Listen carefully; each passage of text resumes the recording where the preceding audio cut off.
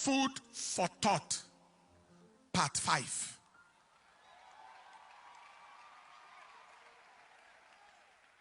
There are people wondering why the church or church leaders should be bothered about governance or politics. That is very absurd, very ridiculous. It is as ridiculous as asking why a person should be interested in the sanity of the pilot that is to fly him in an aircraft. Or why a person should be concerned about the expertise of the surgeon that is to perform a major operation on him. Or why a person should be worried about the health and hygienic status of the caterer that serves him food. Please understand this. Anyone who is not concerned about those things that concern his existence is a concern himself. The silence of good people is more wicked than the actions of bad people. Evil thrives when good people are silent, and most times silence is taken to mean consent. No one is permitted to keep silent when their destiny is being decided. You don't keep quiet or silent when your destiny or your welfare is being decided. To keep quiet when your destiny is being decided, like in a political setting, is to end with an outcome that may not be desirable. Now, why should the church people, church leaders, and the society at large be interested in politics and governance? Why should we be interested in who heads the government? First, government makes policies, and policies affect the society, and the church is part and parcel of society. So everyone in society, the church and her members inclusive, are at the receiving end of government policies. Second, government's failure places a high burden of care on the church as a religious and charity institution. For example, when people can't pay their children's school fees, house rent, etc., it is not the government they go to for help. It is the church they come to. When a person's loved ones get kidnapped, the church most times is their first point of call for prayer and emotional support. And someone says the church should not be interested. Government's inability, incapacity, and irresponsibility leading to insecurity of lives and properties of the citizens places a high burden of responsibility on the society at large, the church inclusive.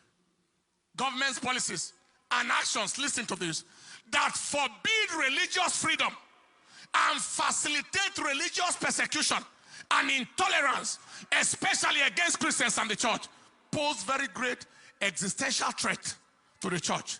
They are against the very life of the church, aimed at reducing or possibly eliminating the Christian population in Nigeria. And somebody say we shouldn't be interested. Many have rapidly forgotten what happened in 2015. There was the presidential candidate of the coalition with a track records that didn't appear favorable. His speeches and actions before then were contrary to religious freedom.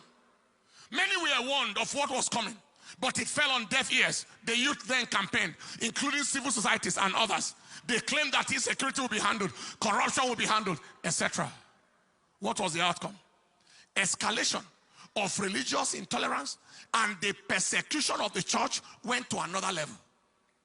According to Stephanos Foundation, headquartered in Jos, between 2016 and 2021, over 5,878 people, mainly Christians, in Christian territories were killed by terrorists in terrorist attacks.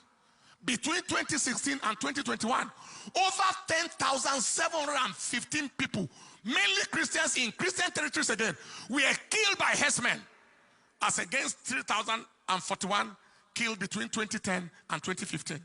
See the difference. Between 2016 and 2022, there were 11,362 recorded cases of kidnapped persons across the country. Many more are beyond record. This is against minimal, insignificant record of kidnapping before that time. Today, Some people say church should not be bothered.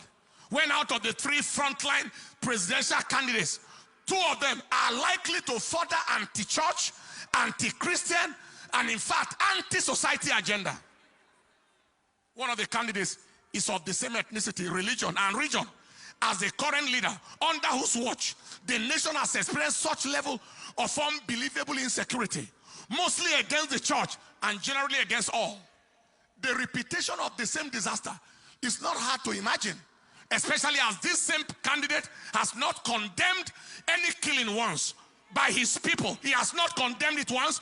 He has not visited anywhere once to condole with any people. He steps into power, he continues from where it has stopped. The second candidate chose a Muslim vice president, being a Muslim himself, despising, disregarding the plight and the value of the church in Nigeria.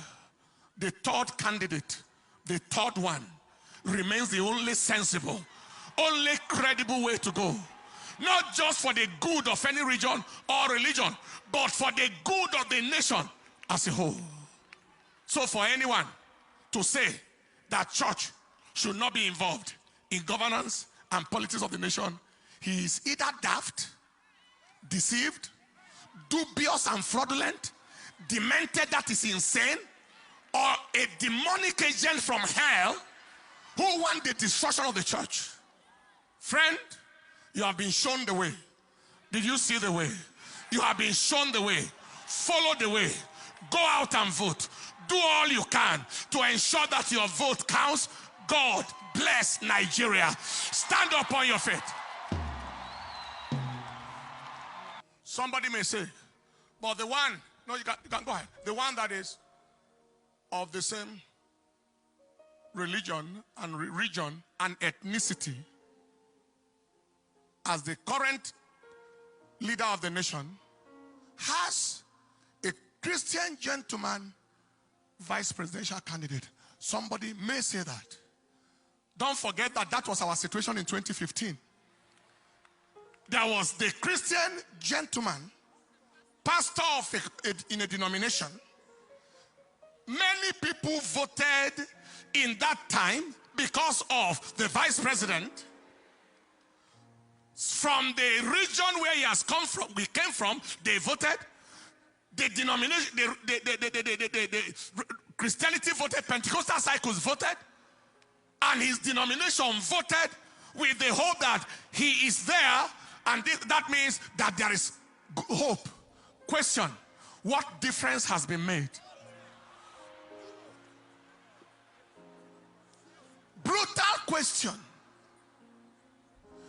To what extent was he able to stop insecurity, to stop the massive killings, the massive persecutions, and the massive anti-religious agenda against Christianity? What extent?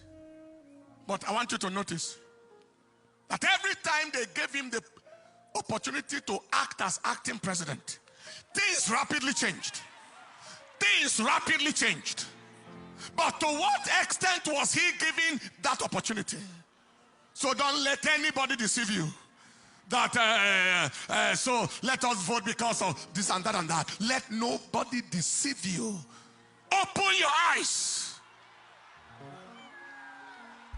We shall not let history repeat in our nation. We shall not let history repeat in Nigeria. Wasn't that vice president, the current one, wasn't he good enough to come out as presidential candidate? Why was he denied? Why didn't it happen? Because a demonic agenda must still continue, which is being frustrated right now. Are you hearing what I'm saying? Because they deceive, people deceive themselves, and we deceive ourselves a lot.